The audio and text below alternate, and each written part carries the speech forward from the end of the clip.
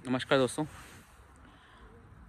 क्या हुआ ultimately ultimately इतने टाइम से जो 1.5 महीने से जो एक नैरेटिव क्रिएट किया जा रहा था कि 4 जून के बाद से कि लोगों ने सेंट्रल लीडरशिप ने योगी आदित्यनाथ को दोषी ठहरा दिया है।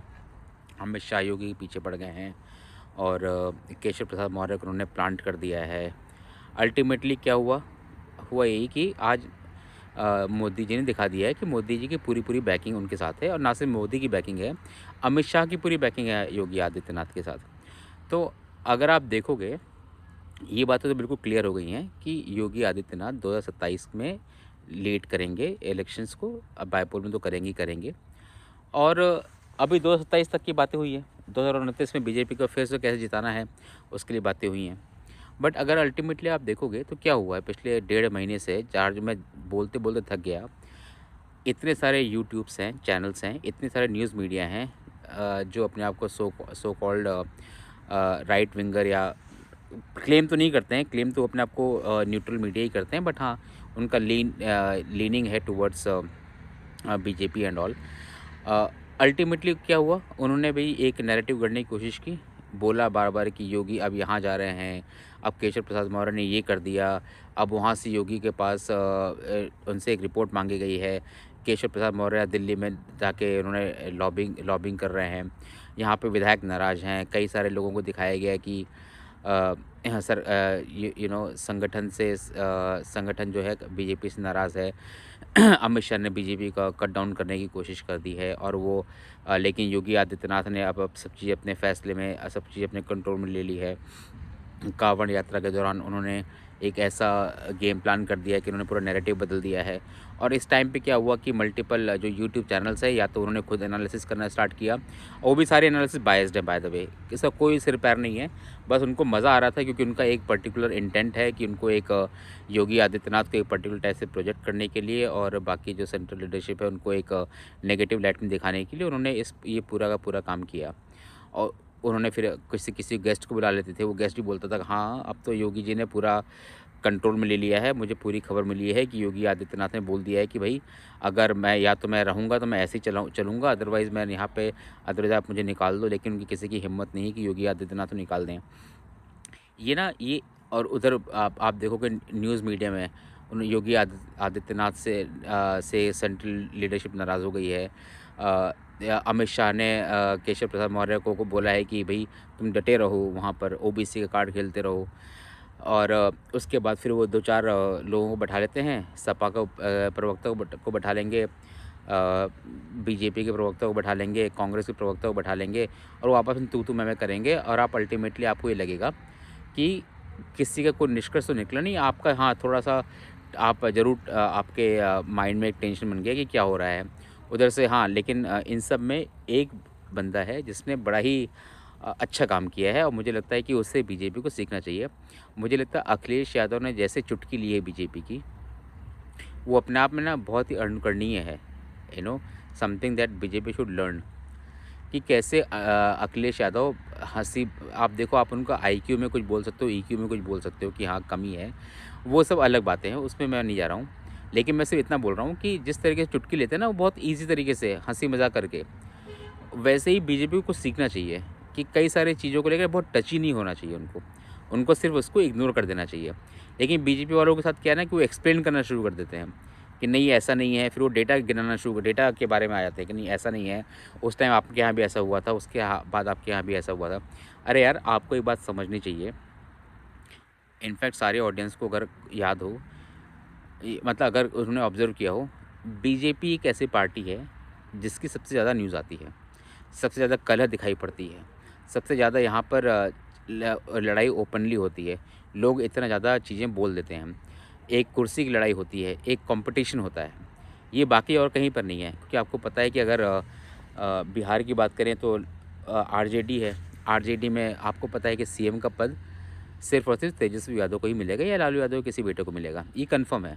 बाकी जो मंत्री हैं वो, सिंस सीएम वहाँ पे स्ट्रॉन्ग पॉलिटिकल पावर, अपने संगठन का भी उनके पास सबसे ज़्यादा पावर रहता है, प्लस एडमिनिस्ट्रेशन का भी सबसे ज़्यादा उनके पास पावर रहता है। तो वहाँ पर देखा जाए तो संगठन और सरकार एक ही पार्टी की होती है। और अगर आप उत्तर प्रदेश में देखेंगे तो समाजवादी पार्टी संगठन भी में भी अखिलेश यादव का दखल होगा, और और उसके बाद सरकार में भी उनकी चलेगी, और ये राष्ट्रीय पार्टी तो है नहीं। सिमिलरली मायावती की पार्टी देखेंगे बसपा, वहाँ पर भी मायावती की ही चलेगी, चाहे एडमिनिस्ट्रेशन हो चाहे आपका संगठन हो। साउथ में भी जाएंगे तो चंद्रबाबू नायडू की ही चलेगी, डीएमके में स्टालिन की ही चलेगी, राइट। कांग्रेस में राहुल गांधी की चली। कांग्रेस फिर भी थोड़ा सा बेटर है बाकी सब रीजनल पार्टी से, लेकिन तब भी कांग्रेस में ये बात भी पता है लोगों को कि हाई कमांड का एक कॉन्सेप्ट है। हालांकि उसके बाद भी कांग्रेस के भी कई सारे प्रॉब्लम्स लाइमलाइट में आए थे, जैसे कि अगर आप देखोगे सचिन पायलट वर्सेस गहलोत का काफ़ी कुछ डिस्कशन हुआ था। सिमिलरली डीके शिव कुमार वर्सेस सिद्धरमैया का काफ़ी कुछ डिस्कशन हुआ था।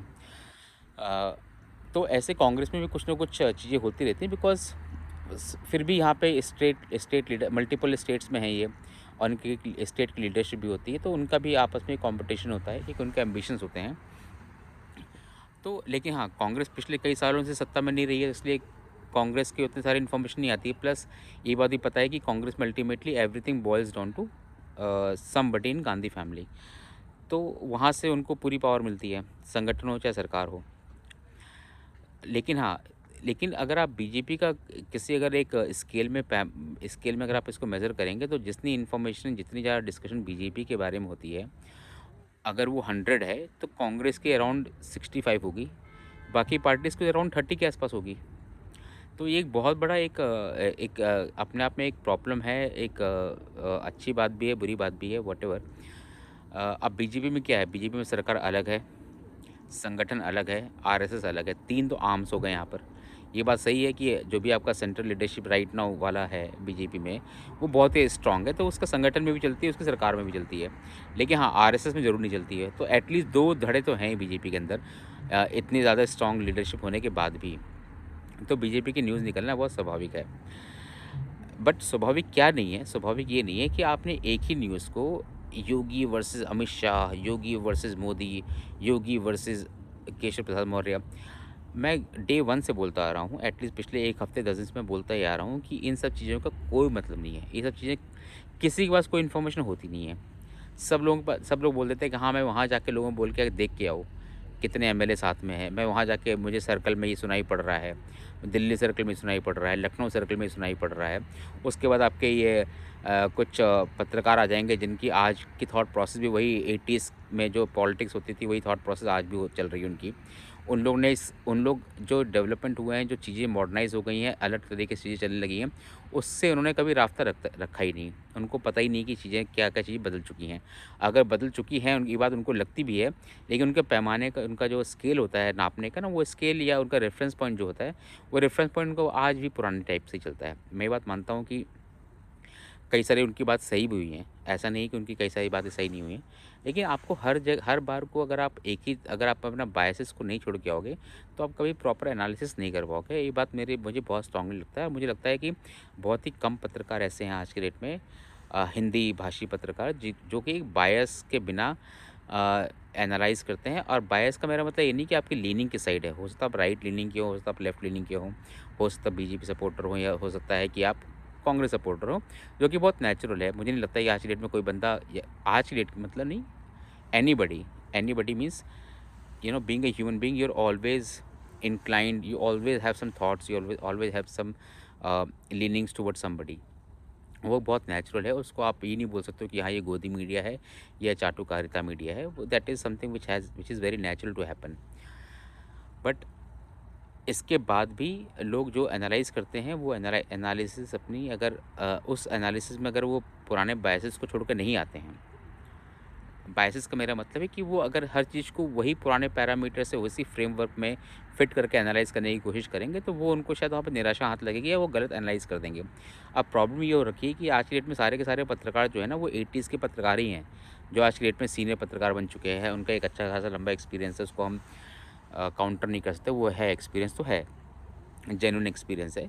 बट चीज़ें बहुत सारी बदल चुकी हैं, और मुझे लगता है कि आज की पॉलिटिक्स को कई सारे लोग समझ ही नहीं पाते हैं। और इसका बहुत बड़ी प्रॉब्लम ये हो गई है कि लोग इश्यूज़ पे ध्यान नहीं देते हैं। कहने को तो एक पॉलिटिकल एनालिस्ट जो है होता है, उसको सिर्फ पॉलिटिक्स पे ध्यान नहीं देना चाहिए, उसको पॉलिटिक्स के इतर इसका सोसाइटी में कैसा इम्पैक्ट पड़ रहा है, क्या होना चाहिए। मतलब अगर आपको सच बोलने से, अगर आपको खुद का अगर आपका एनालिसिस नहीं है, आप उसको अगर स्ट्रेट फॉरवर्ड तरीके से ट्रांसपेरेंट रूप से एक अच्छे इंटेंशन के साथ नहीं बोल सकते हो, तो आपके पत्रकार होने का कोई मतलब नहीं है। आप ज़बरदस्ती के एक कॉन्स्पिरेसी थ्योरी देना स्टार्ट कर देते हो, आपको लगता है कि वो कॉन्स्पिरेसी थ्योरी बिकॉज़ वो आपको सूट करती है, आपको एज़ अ पर्सन सूट करती है, तो आपने ये चला दिया कि हाँ, योगी वर्सेस अमित शाह चल रहा है, योगी वर्सेस मोदी चल रहा है। आपको क्या लगता है यार, योगी और मोदी ये दोनों ही एक दूसरे के एक एक दूसरे को इतने ज़्यादा अच्छे से समझने वाले लोग हैं कि वो इन ना ये जो आज की डेट में रिपोर्टर्स हैं उनके बस की बात है, ना ये मतलब मेरे बस की बात तो क्या बिल्कुल भी नहीं है, लेकिन उनके बस की बात भी नहीं है, इतना मैं 100% श्योर कर सकता हूँ। किसी की बस की बात नहीं, क्योंकि योगी मोदी इन लोगों ने एक अलग मिट्टी से आए हुए हैं। आपने सुना होगा कई सारे लोगों ने बोला कि भाई नाराज़ है, आपका वर्कर नाराज़ है क्योंकि वो पेट्रोल डलवा के जाता है और उसको वहाँ पे खाने को भी नहीं पूछा जाता, उसका कुछ काम नहीं होता है। मतलब आप अल्टीमेटली क्या बताना चाह रहे हो? आप ये बताना चाह रहे हो कि भाई जो वर्कर है वो बीजेपी अगर पावर में आए तो आप उसका पूरा फ़ायदा उठाओ। आप अल्टीमेटली आप भले चाहे उसको वर्ड्स में नहीं बोलो, लेकिन आप इंडिकेट तो वही चीज़ को कर रहे हो ना कि हाँ, वर्कर है उसको कुछ फ़ायदा मिलना चाहिए, पॉलिटिकल फ़ायदा मिलना चाहिए। ये हो सकता है व्यावहारिक रूप में बात सही हो, फॉर शॉर्ट टर्म ये बात सही हो, लेकिन मुझे नहीं लगता कि भारत को अगर आपको बनाना है तो आपको इस टाइप के इस थॉट को लेके चलना चाहिए। और मुझे लगता है शायद यही रीज़न है कि योगी आदित्यनाथ भी बहुत सारा वर्कर से नहीं मिलते हैं, because once you become CM of big state like UP, आपका पूरा यहाँ पे एडमिनिस्ट्रेशन वाइज, पॉलिसी वाइज और गवर्नेंस वाइज इतनी सारी चैलेंजेस हैं कि आपका आइडियली 24 घंटे सिर्फ उसी में ध्यान रहना चाहिए। बीजेपी में अच्छी बात ये है ना कि संगठन अलग है, सरकार अलग है, आरएसएस अलग है, तो बाकी काम संगठन को छोड़ना चाहिए कि संगठन क्या सोचती है, संगठन किस मुद्दों को लेके आती है। ये काम योगी आदित्यनाथ का नहीं है कि वो संगठन से अपनी साथ बना के रखें दूरी, संगठन को साथ में लेके चलें। ये सब काम संगठन का और कोऑर्डिनेशन कमेटी का, जो सरकार और संगठन के बीच में कोऑर्डिनेशन होता है, वो उसके बीच में उनका कुछ ना कुछ सिस्टम होना चाहिए जहाँ पे वो चीज़ों का फीडबैक मिल सके, उनको पब्लिक का सेंटिमेंट कैसा है। और वंस यू बिकम सीएम तो आप लोगों से मिलते रहते हैं। और योगी आदित्यनाथ कोई रबर स्टैम्प तो है नहीं, ना योगी आदित्यनाथ कोई रिमोट कंट्रोल्ड सीएम है। वो खुद ही जनता से मिलते हैं, खुद ही जनता से बात करते हैं, प्रखर वक्ता हैं, ऑल ओवर इंडिया घूमते हैं, सबसे ज़्यादा पॉपुलर हैं। तो मुझे नहीं लगता है कि योगी आदित्यनाथ को जनता की पल्स नहीं पता होगी। और दूसरी बात, ये बात भी कहनी बहुत गलत है कि आदित्यनाथ ने बिल्कुल कई लोगों ने बोला इनफैक्ट कि जब उन्होंने कहा कि भाई आदित्यनाथ ने अपने लिस्ट भेजी, उस लिस्ट को अमित शाह ने काट दिया है क्योंकि नहीं, हटाओ इसको, ये बेकार लिस्ट है। तो आदित्यनाथ बोला ठीक है, मैं तुमको दिखाता हूँ कि मैं क्या कर सकता हूँ, और आदित्यनाथ ने यूपी में अपना दिमाग हटा दिया। और उस कारण से अमित शाह भी नहीं जिता पाए, और योगी आदित्यनाथ ने बोला कि मुझे क्या करना, हारो, मैंने तो बोल दिया था, तो अब तुम ऐसा, तुमने मेरी बात नहीं मानी, अब तुम ऐसा करो। यार एक ही बताऊँ मैं, ये ना यहाँ पे कोई रूठने मनाने वाली बात नहीं होती है, ये कोई बच्चों वाली बात नहीं हो रही है यहाँ पर। ये एक देश के बारे में बातचीत हो रही है, एक स्टेट के जीतने के बारे में बातचीत हो रही है। यहाँ पे कोई इसको इतने हल्के में नहीं ले सकता है। और मेरा तो ये मानना है कि अगर किसी ने हल्के में लिया है, ये उसकी गलती है। कई लोग बोलते हैं कि आरएसएस ने इसलिए आरएसएस चुप होकर बैठ गई क्योंकि जेपी नड्डा ने बोल दिया कि हमें आरएसएस की ज़रूरत नहीं है। यार एक चीज़ मुझे मुझे बताना, आरएसएस का जो अस्तित्व है, क्या वो जेपी नड्डा के एक स्टेटमेंट पर टिका हुआ है? आरएसएस का तो ये रोल है ना कि वो अपने पूरे देश के बारे में एक सांस्कृतिक बदलाव चाहते हैं, सांस्कृतिक विरासत को अपनाना चाहते हैं, जो भारत देश की एक एक सच रिच कल्चर हेरिटेज जो हमें मिला है, उसको हम अपनाना चाहते हैं, हम भारतीय संस्कृति के हिसाब से चलना चाहते हैं। आपको क्या लगता है कि आरएसएस के लोग इतने शैलो लोग हैं, इतने हल्के लोग हैं कि एक जेपी नड्डा ने मना कर दिया तो बाकी आरएसएस के लोग पूरे बैठ जाएँगे?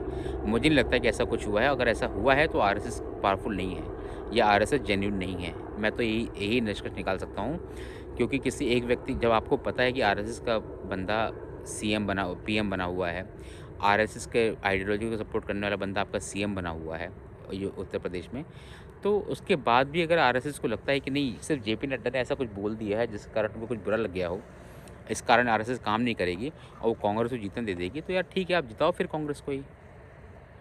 मतलब फिर तो आरएसएस से कोई मतलब नहीं है, अगर वो इतनी बच्चों उस टाइप की बातों को लेकर रूठ जाएँगे और उनको फिर सोचना पड़ जाएगा कि नहीं, since JP Nadda said like this so I will not work. मतलब it is very transactional relationship होता है और मुझे लगता है उनका फिर अगर ऐसी बात सच है, मुझे नहीं लगता ये बात सच है। आइडियली मतलब ऑनेस्टली मुझे ये बात नहीं लगती कि आरएसएस जेपी नड्डा के बयान के बाद चुप बैठ गया होगा।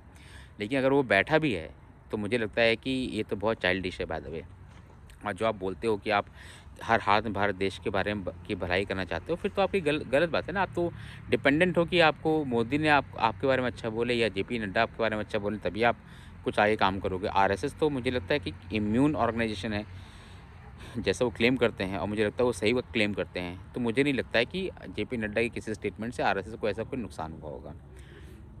और इस बार भी जो 4 जून के बाद जो रिज़ल्ट आए हैं, उस रिज़ल्ट में भी किसी ने भी योगी आदित्यनाथ को दोष नहीं दिया है।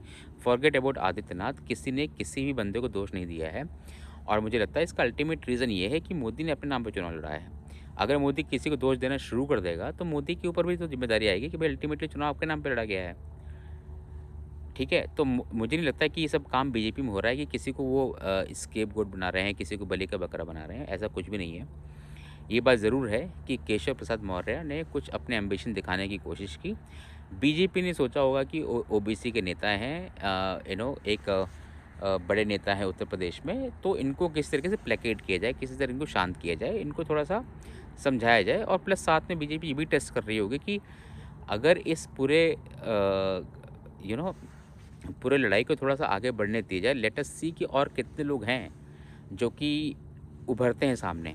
एटलीस्ट वो उनकी नज़र में आ जाएँगे ना कि हाँ, ये 10, 15, 20, 25 लोग हैं जो कि सरकार के खिलाफ बोल रहे हैं, जिनका ये ऐसा-ऐसा कुछ मत है। BJP will be very, very careful. ये तो चाणक्य नीति है कि आप किसी चीज़ को एड्रेस ना करो, क्योंकि जहाँ इसलिए नहीं एड्रेस कर रहे हो क्योंकि आपको ये नहीं पता कि एड्रेस करना कैसे है। लेकिन आप इसलिए एड्रेस नहीं कर रहे हो क्योंकि आप ये जानना चाहते हो कि कहाँ-कहाँ पे आपके वीक लिंक्स हैं। आपको ये तो पता चल जाए कहाँ-कहाँ प्रॉब्लम्स हैं। अब आपको क्या लगता है कि केशव प्रसाद मौर्य के पीछे अमित शाह इतना बड़ा दाँव लगाएँगे, जो बंदा अपना लोकसभा सीट नहीं जीता पाया, जो बंदा विधानसभा अपनी सीट नहीं जीता पाया, उस बंदे के लिए अमित शाह अपना दाँव लगा देंगे? और वो भी किस लिए? क्योंकि उन्होंने 2017 में कुछ महीने के लिए या 16-17 में उन्होंने केशव प्रसाद मौर्य को यूपी का प्रेसिडेंट बनाया था, बीजेपी का अध्यक्ष बनाया था, जस्ट इसलिए। और उसके पहले तो आप ज़रा सोचो, तो यूपी में 2013 के पहले तो अमित शाह तो यूपी में थे भी नहीं। 2013 के बाद से ही आए होंगे। 2013 में हो सकता है केशव प्रसाद मौर्य के संपर्क में आया हो, उनसे उन्होंने कुछ काम लिया हो। बट ऐसा तो मुझे नहीं लगता कि वो केशव प्रसाद मौर्य के लिए इतने ज़्यादा ज़्यादा दिल से चाहने लगे होंगे उनको कि नहीं, मुझे यही बंदे के साथ काम करना है, मुझे यही बंदा है जो कि योगी को डिस्टेबलाइज़ कर सकता है। जहाँ तक मुझे समझ में आता है और मुझे ख्याल से मेरी बात आपको भी बड़ी सही लगेगी, अमित शाह कोई कच्चे खिलाड़ी तो है नहीं। पॉलिटिक्स में उनसे ज़्यादा समझ किसी को है नहीं। अमित शाह एक ऐसे घोड़े पे दाँव क्यों लगाएँगे जो घोड़ा काबिल ही नहीं है। उन्होंने देख लिया कि भई, और अमित शाह को व्यक्ति की परख बहुत स्ट्रॉन्ग होगी, मुझे ऐसा लगता है। सिर्फ़ अमित शाह की बात नहीं कर रहा हूँ, जनरली सारे लीडर्स लोगों को, जो भी टॉप के लीडर्स होते हैं, किसी पार्टी में होते हैं, सीएम होते हैं, पीएम होते हैं, मंत्री होते हैं, उनके पास जिनका एक पॉलिटिकल अनुभव होता है, उनके पास एक सामने वाले बंदे को देख के समझ में आता है कि हाँ, ये बंदे के अंदर कितना कैलिबर है। ये इसमें दाँव लगाना चाहिए, दाँव नहीं लगाना चाहिए। और जहाँ तक अमित शाह है, जिनको बोला जाता है कि वो सियासी जादूगर हैं, जो चाणक्य हैं राजनीति के, उनसे तो मैं ये अपेक्षा कभी नहीं कर सकता हूँ। मैं ये बात बिल्कुल कतई नहीं मान सकता हूँ कि अमित शाह ने केशव प्रसाद मौर्य के ऊपर कोई दाँव लगाया होगा। बहुत सिंपल सा रीज़न है इसका कि केशव प्रसाद मौर्य को जब यूपी की जनता दाँव नहीं लगा रही है उनके ऊपर, केशव प्रसाद मौर्य के खिलाफ इतनी सारी शिकायतें हैं, कितने सारे लोग उनके करप्शन के बारे में बातचीत करते हैं। जस्ट बिकॉज़ कि वो ओबीसी का फेस है, इसलिए थोड़ी अमित शाह उनको भी दाँव लगा देंगे। ये काम मुझे नहीं लगता अमित शाह कभी करेंगे। और दूसरी बात ये कि वहाँ मोदी भी हैं। अब हम तो ये बात मानते हैं कि मोदी और शाह तो एक जैसा सोचते हैं, और मुझे लगता भी है कि मोदी के सबसे ट्रस्टेड लेफ्टिनेंट जो हैं वो अमित शाह हैं। और अमित शाह मोदी के रज़ामंदी के या मोदी के इंटेंशन या उनके खिलाफ कोई काम नहीं, उनके मर्ज़ी के खिलाफ कोई काम नहीं करेंगे। तो अगर आप ये बात बोलते हो कि अमित शाह योगी के पीछे पड़े हुए हैं, तो इसका मतलब आप ये बात बोल रहे हो कि नरेंद्र मोदी योगी के पीछे पड़े हुए हैं। नरेंद्र मोदी ने अभी रिसेंटली एक वीडियो किया था जिसमें उन्होंने कहा था कि अग्निवीर में जो लोग मुझे कोसते हैं कि मैं उनके पेंशन को लेकर कि उनको पेंशन भी नहीं मिलता है, या फिर उन्होंने ऐसा कुछ हिंट किया था। उन्होंने कहा था 30 साल के बाद अग्निवीर वाले बंदों को पेंशन मिलेगी। उस टाइम मेरी उम्र 105 साल हो चुकी होगी। क्या आपको लगता है कि मैं 105 साल के बाद किसी बंदे को पेंशन मिलेगी, उसकी जो पेंशन मिलेगी उसमें अगर कुछ बुरी बात है, ये बात मुझे पता है, तो मैं उसके कारण आज अपना पॉलिटिकल करियर दाँव पे लगने दूँगा। मतलब मेरी उम्र 75 साल है, मुझे पता है अगर आपके हिसाब से मैं चलूँ, आपके लॉजिक के हिसाब से मैं चलूँ, मुझे पता है कि हाँ, 30 साल का उसकी प्रॉब्लम होनी है। तो मैं क्या उस प्रॉब्लम को मैं और मुझे पता है ये प्रॉब्लम दिखाई पड़ रही है, तो क्या मैं उस प्रॉब्लम को लेकर आज की डेट में मैं उस प्रॉब्लम को लेकर अपना करियर दाँव पे लगाऊँगा? ये बात मोदी ने बोली। मोदी ने अपनी कभी एज छुपाई नहीं। मोदी को और बाय द वे मुझे नहीं लगता कि मोदी 75 साल के हैं तो वो बुज़ुर्ग हो गए हैं। उम्र बढ़ गई ये बात सच है, लेकिन मोदी के अंदर जितनी एनर्जी, जितनी ऊर्जा और एजिलिटी और जितना उनका शार्प माइंड है और जितना उनका फिज़िकल फ़िटनेस है, उतना फिज़िकल फ़िटनेस वो he is as good as मेरे ख़्याल से पिछले आप देखोगे तो 50-60 साल में जो बंदे का जो फ़िटनेस होता है और उस बंदे का फ़िटनेस जो होता है जो कि एक प्रॉपर हेल्थ कॉन्शियस है, डाइट कॉन्शियस है, एनर्जी कॉन्शियस है। जो बंदे का 50-55 साल की उम्र में जो अगर ऐसा कोई बंदा है जो कि कंटिन्यूअसली एक डिसिप्लिन लाइफ़ जीता है, कई सालों की डिसिप्लिन लाइफ़ जिताया हुआ है, खाने में उसका कंट्रोल है, बाकी चीज़ों में उसका कंट्रोल है और 55 साल में उसकी जो जो लाइफ़ होगी वही जो उसका हेल्थ का स्टेटस होगा, वही मोदी का 75 साल में वो स्टेटस है। तो मोदी कुड बी आप मोदी को किसी 55 साल के हेल्दी व्यक्ति के साथ आप तुलना कर सकते हैं। मेरे ख़्याल से मोदी का वो स्टेचर है। तो anyway coming back to the topic, मुझे लगता है कि इस बारे में बहुत सारे डिस्कशन हो गया है। कई लोगों ने अपने बहुत सारे वीडियोज़ बना दिए, फिर 1.5 महीने से मैं सुनते-सुनते मैं पक चुका हूँ। भारत देश में इतने सारे अलग-अलग मुद्दों को आपने मिस कर दिया है। आपने आंध्र प्रदेश के बारे में कुछ बात नहीं की, आपने बंगाल के बारे में कुछ बात नहीं की, आपने झारखंड के बारे में कुछ बात नहीं की। झारखंड में भी निशिकांत दुबे ने एक कन्वर्जन डेमोग्राफी चेंज के बारे में बातचीत की थी। उसका सिर्फ 10 मिनट का प्रोग्राम आया है। सिर्फ 10 मिनट का प्रोग्राम आया है, जो कि मेरे ख्याल से योगी आदित्यनाथ और नरेंद्र मोदी से या योग से काफ़ी बड़ा मुद्दा है। उस मुद्दे में किसी ने डिस्कशन नहीं किया। हाँ, उन्होंने बोला कि हाँ, ऐसा हुआ है, वैसा हुआ है, दैट्स इट। इतनी ही डिस्कशन उन्होंने किया है और एक मुझे लगता है कि इन लोगों के पास या तो 3 ही चीज़ हो सकती हैं। या तो इनको आईक्यू और इनका ईक्यू लेवल इतना कमज़ोर है कि इनको समझ में नहीं आता क्या क्या टॉपिक उठाना चाहिए, तो जो उनको ईज़ी लगता है वो टॉपिक उठा लेते हैं। जिस पे कल भी बात किए थे, परसों भी बात किए थे, उसके पहले भी बात किए थे। एक कंटिन्यूटी में इनके पास वही टॉपिक उठा लेते हैं, जो कि मुझे लगता है कि ये चीज़ सही नहीं है। इनके बाद ये सारे इतने स्ट्रॉन्ग रिपोर्टर्स हैं, जर्नलिस्ट हैं, इतना इनका डेकेड्स ऑफ एक्सपीरियंस है, तो इन लोग के पास वो दिमाग तो है कि कौन सा टॉपिक सही है, किसको उठाना चाहिए। तो मुझे नहीं लगता कि ये रीज़न है कि इनको पता नहीं है कि कौन सा टॉपिक उठाना चाहिए, कौन सा टॉपिक उठाना अच्छा है देश के लिए। ये रीज़न तो नहीं है। सेकंड रीज़न क्या आता है कि इनको लगता है व्यूअरशिप किसकी है, सनसनीखेज कहाँ पे फैला सकते हैं। इनको लगेगा कि योगी आदित्यनाथ और उत्तर प्रदेश और बिहार के सबसे ज़्यादा पॉपुलेशन है, हम भी वहीं को बिलॉन्ग करते हैं, तो इसी चीज़ पर डिस्कशन करते हैं, इसी में मज़ा आएगा। आपने देखा होगा 4 जून से लेकर अब तक योगी आदित्यनाथ के कितने स्टेटमेंट आए? 2 या 3 या 4 स्टेटमेंट आए होंगे, 2 या 3 या 4 एक्शन उन्होंने लिए होंगे। एक काँवड़ यात्रा का उन्होंने मेन एक्शन लिया, एक बार उन्होंने बीच में बोला कि सोशल मीडिया का प्रॉब्लम हो गई थी। मोर और लेस बाकी उन्होंने बुलडोज़र वाला काम किया अकबरपुर में। मेरे ख्याल 2-3 एक्शन पॉइंट्स हैं योगी के। उसके बियॉन्ड योगी के साइड से कोई भी इनको बाइट्स नहीं दी गई, कोई भी इनको इनपुट नहीं दिया गया। केशव प्रसाद मौर्य का दिल्ली पहुंच गए और उसके बाद उन्होंने एक अखिलेश यादव के साथ ट्वीट में उन्होंने एंगेज किया और संगठन सरकार से बड़ा होता है, ये 3 चीज़ बोली। इसके भी उन्होंने और कुछ नहीं इनको दिया इनपुट। मतलब इनपुट का मेरा मतलब कोई चारा नहीं दिया जिस पे ये इतना ज़्यादा दिमाग लगा के दिन भर एक सनसनीखेज खबर फैलाते चले।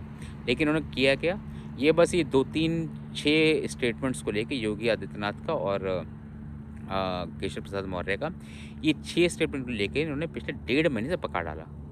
वही बातें बार-बार बोलने का करते रहे, बोलते रहे कि कॉन्स्पिरेसी थ्योरी हमारे पूरे दिमाग में लाते रह गए कि नहीं, योगी आदित्यनाथ को अमित शाह नहीं चाहते हैं, योगी आदित्यनाथ को मोदी नहीं चाहते हैं।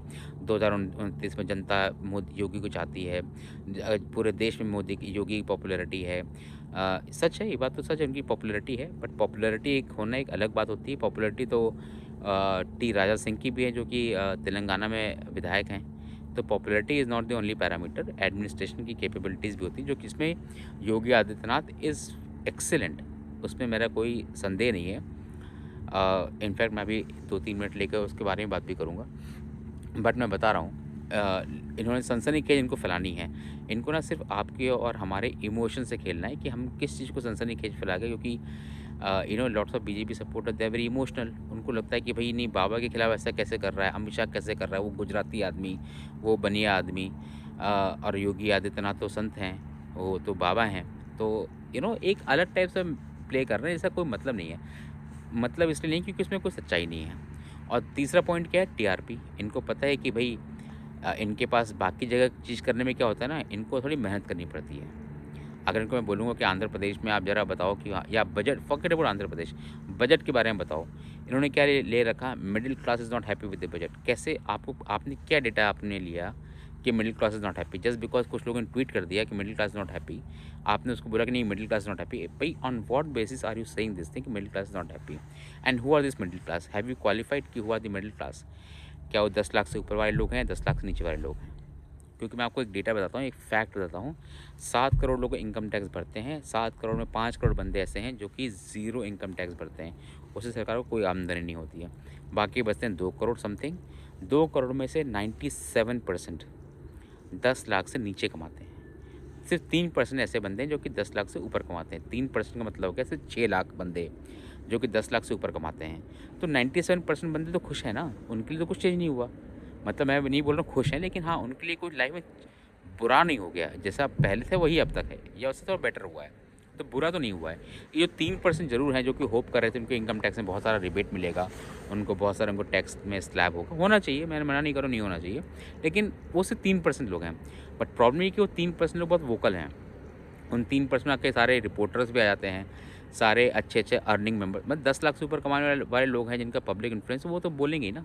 वो लिंक्डइन में भी हैं, वो सोशल मीडिया में भी हैं, वो यूट्यूब में भी हैं, वो हर जगह पर हैं। वही बंदे बोल रहे हैं कि हाँ, सरकार मिडिल क्लास को फ़ेवर नहीं कर रही, सरकार मिडिल क्लास को फ़ेवर नहीं कर रही। ये बात उनकी सच है। लेकिन उससे इतनी बड़ी कोई तबाही नहीं मच गई है। तो मेरा कहने का मतलब ये है कि आपने आपने बजट में क्या चेंज, तो अल्टीमेटली ये जो न्यूज़ एंकर्स हैं या न्यूज़ मीडिया वाले बंदे हैं, इनको क्या है, मिडिल क्लास खुश नहीं है।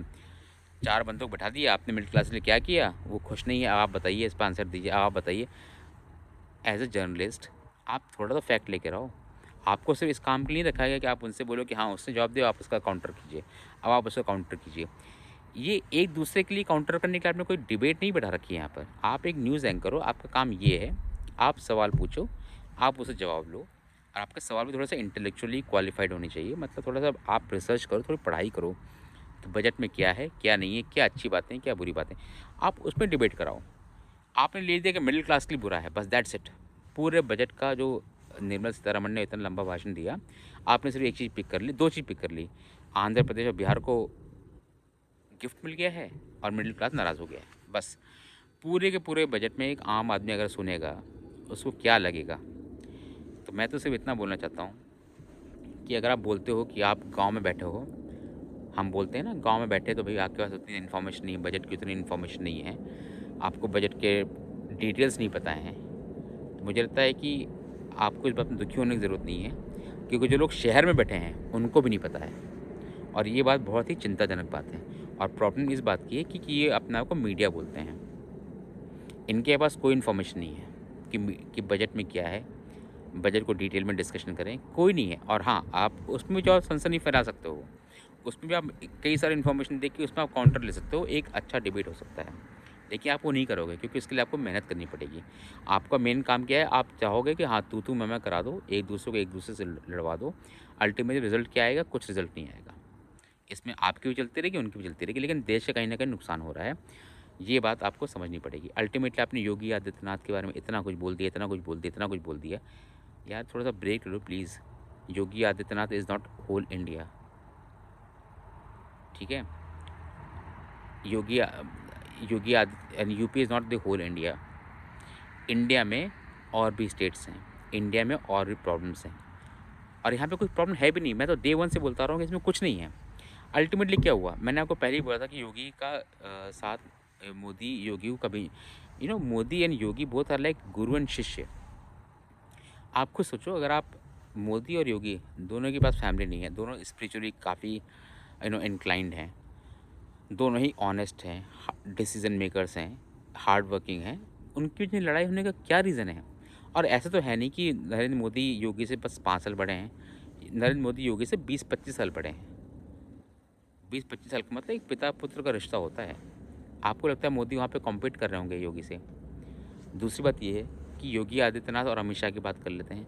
अमित शाह और योगी का अभी का किसी को कन्फर्म नहीं है कि कौन बंदा बनेगा, पीएम बनने का दावेदार कौन है।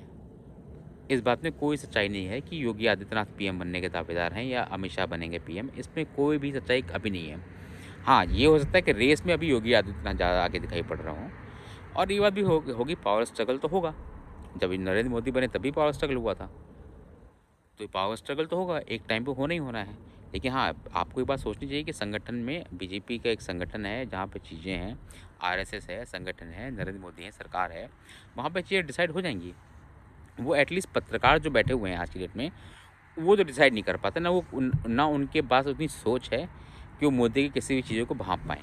तो प्लीज़ अपने आप को ना या तो मोदी के बराबर, मोदी की सोच के कैपेबल बना लो या फिर उस चीज़ में ध्यान देना बंद कर दो, क्योंकि वो आपके आपके पहुँच के बाहर की चीज़ें हैं।